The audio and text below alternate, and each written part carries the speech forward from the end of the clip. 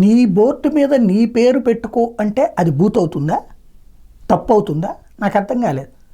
తప్పుడు ప్రచారాలు చేసుకుంటూ ఇప్పుడు నేనెవరిని, నా షాపు ఒకటి ఉంది, నా షాపు ఉన్నప్పుడు నా పేరు పెట్టాలా, పక్కనోడి పేరు పెట్టాలా? షాప్ పేరు ఏదైనా పెట్టుకోవచ్చు, ప్రొపరేటర్గా నా పేరే ఉంటుంది కదా. ఉత్తరప్రదేశ్లో ఆ పని చేయమన్నాడు యోగి ఆదిత్యనాథ్.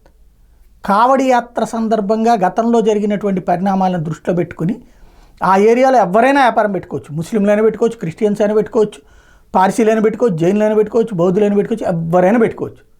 కానీ వాళ్ళ పేరు, ప్రొపరైటర్ పేరు ఆ బోర్డు మీద పెట్టమని చెప్పాడు. దాంతో హిందూ సంస్థల పేర్లు పెట్టి వేరే మతం వాళ్ళు జరిపేటటువంటి వ్యాపారాలకు సంబంధించి బయటపడిపోతుందన్నటువంటిది భయం. దాన్ని ఇప్పుడు ఎన్డీఏలోనే ఉన్నటువంటి చిరాగ్ పాస్వాన్, త్యాగి అంటే జేడీయూ, ఎల్జేపీ తప్పుపడతాయి. అంటే వీళ్ళని రెచ్చగొడతారు మీడియా, వాళ్ళు తప్పుపడతారు. ఇప్పుడు వ్యాపారం చెయ్యొద్దు అంటే తప్పు అవుతుందా? నీ పేరుతో నువ్వు వ్యాపారం చేయంటే తప్పు అవుతుందా?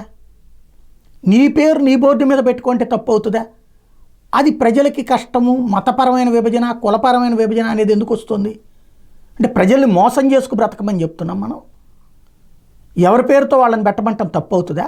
అది నీతి అవుతుందా, ధర్మం అవుతుందా, అధర్మం అవుతుందా? అంటే అధర్మపరంగా బతకమని చెప్దాము మనం. ఆలోచించాల్సిన అంశం.